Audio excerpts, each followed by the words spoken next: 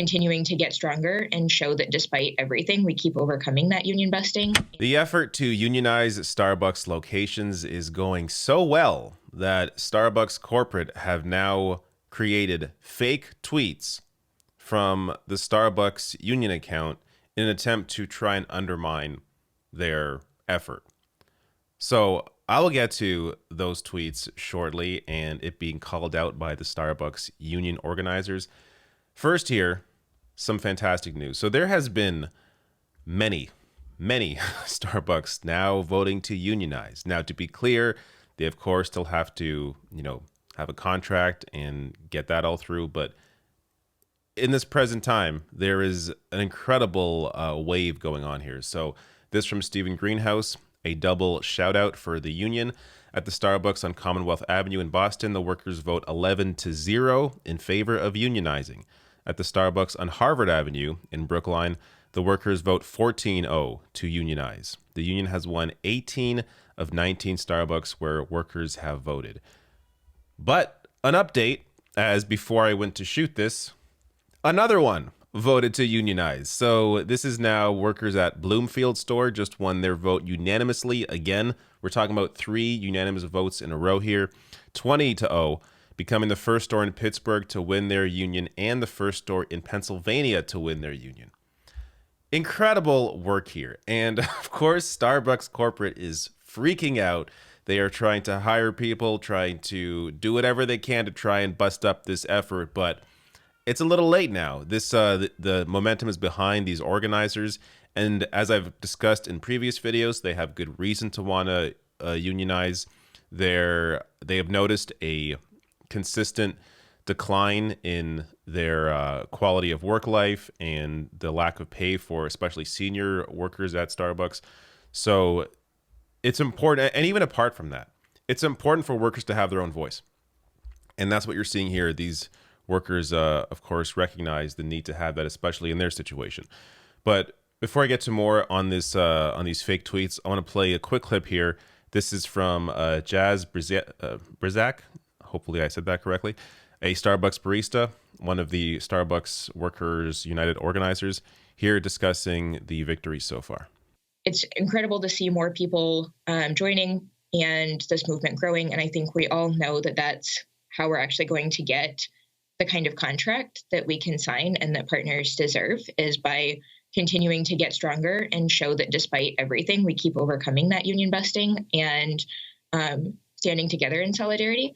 And I mean, I think it's ridiculous that Howard Schultz is first this threatened by unions, because we've said from day one, we're not doing this because we're opposed to Starbucks. We're doing this because we want to make Starbucks the best that it can be and the most sustainable that it can be. It says it's a progressive company that celebrates, all of these other forms of activism, LGBT rights, environmental justice, Black Lives Matter.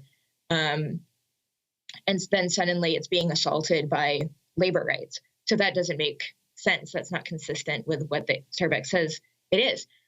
So this is the massive divide you see with corporations when it comes to these sorts of progressive issues.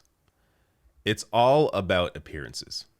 So they will support things that are popular. And look, it's fine for them to do so. It's not bad to support Black Lives Matter or to support LGBTQ rights. It's good that they're doing that these companies are doing that. But they're not doing it because they actually believe or care. They're doing it because it works for them in a business sense. But when it comes to organizers, when it comes to unions, it doesn't personally benefit the executives in these corporations. It doesn't benefit their profit motive. It benefits the workers, but doesn't benefit them personally and their short-term gains. So they're against it. Going to help expose that all of the rhetoric around any progressive issue is all done for business, which of course, should not be surprising. That's capitalism. That's how these corporations operate. But understand that, these companies aren't progressive in any way. They aren't left-wing or liberal or liberal they are. But that's different from left-wing. Yet there's a lot of conflation about that. But they're not actually, supporting the working class in any way. It's all done as a ruse to try and, support whatever the latest thing is to try and get the people on their side when ultimately, or the customers on their side, when ultimately they don't really care about the working class. Now, Bernie Sanders here has, of course, been a vocal supporter of all of these union efforts, including Amazon, including Starbucks. Tweeting out here, if Starbucks can afford to give its outgoing CEO, Kevin Johnson, a $60 million golden parachute on top of his 39% pay raise last year, you know what? It can afford to allow all of its workers to join a union free from fear, intimidation, and coercion. And that's the biggest issue here. If Starbucks, look, you want to make your money? Fine, make your money, but let your workers organize. Of course, that conflates with them making their money, or as much money as they can personally take from these workers, because ultimately, who's making the money for them? It's these Starbucks workers. So why should they not be allowed to have their own voice? The only reason Starbucks is fighting against them is because it cuts into their profits for their executives. Now, let's get to these fake tweets. So, Starbucks Workers United, the union effort Twitter account here called this out, saying Starbucks has new anti-union flyers up in stores with fake tweets from our account, things we've never posted. Here's how a keen eye can spot the difference. Our tweets are way less boring and get a lot more likes and retweets. So let me show you here just how crazy this is, because one of the organizers here tweeted out, Starbucks is doctoring tweets from our Workers United account. How do we know? Well, the tweets are dated June 1st. And Starbucks Workers United didn't exist until late August. So take a look. June 1st. But it would be impossible for this to happen. Maybe it's from the future. Maybe these tweets will happen, but they're in the future. But they never tweeted this. And there's several examples of this. These other ones are dated differently, but these also are just fake tweets. None of them have likes or retweets. I'm not even sure what the argument here is. So, what Starbucks corporate is trying to do is, use arguments to unionize and use it against them by pointing out things that aren't true or what they view as not true. But you don't have to fake a tweet to do that. If you want to do your propaganda, you can still do that without generating fake tweets. But they had to take it so far because they just can't.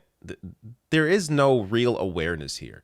It really shows you how completely disconnected these people are from reality, from the working class, that they think people are stupid and they're just going to think these are real tweets without, doing their own research, which, by the say, they say in this pamphlet here, please take the time to do your research. Well, if you do your own research, you will discover these tweets are not real. And they make a point here about so one Starbucks store in Canada before all of this last year unionized, and they claim here that the pay increase for some partners in that Canada store is only 7 cents or 9 cents, and they've increased pay above that is what they claim. Well, the reality is, so the steelworkers, which represents the union at that Starbucks in Canada, says not only are they making up the tweets, they also lied about the benefits our store bargained for / received, and we think that's really important to acknowledge too. So they are seeing raises of up to $2.47 per hour, and including as well more paid time off, which they even have to admit in the pamphlet here that while they got a little more in paid time off, so they can't, to their credit, they're not lying about that. They have to acknowledge that store has more paid time off than their other stores. But they also say here that the starting wage for partners in that store is now less than what partners earn in all other stores in that province. Starbucks, after this happened, felt the need to increase wages for starting workers in other Starbucks stores because they were afraid of more stores unionizing. Going again to show you how successful just that one store was, that one store scared Starbucks so much that they were then forced to increase pay for starting workers. This is why you need more stores to do this, putting more pressure on Starbucks. There is no downside here.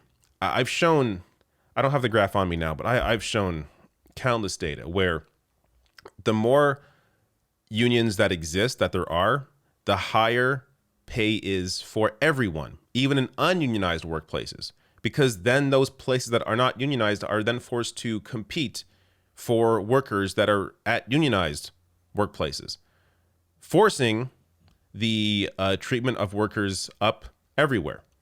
So this is just a net benefit, a total benefit for workers overall, regardless of if you are in a union, fighting for a union. Of course, ultimately you do want to be represented by a collective voice. But even if you aren't, the existence of unions, of more unions, is going to benefit you even in your ununionized workplace. And of course, corporations like Starbucks, Amazon, Verizon now is now facing a union effort. They're all freaking out because they have known for a long time that they have not paid or treated their employees properly, and that they are now looking to have their own voice. And it's hard to argue against them when they are pointing out legitimate issues with the workplace, with how they are treated, with the lack of a proper work-life balance, with lack of increases in pay that are anywhere near what their CEOs or executives are making. So it's just an incredible effort to see this be successful in Starbucks, successful now in Amazon. Hopefully Verizon will be successful, but a lot more massive corporations seeing their employees recognize that they are worth a lot more and fighting to organize and unionize. It is incredible to see, and I think we're going to see a lot more of this happen.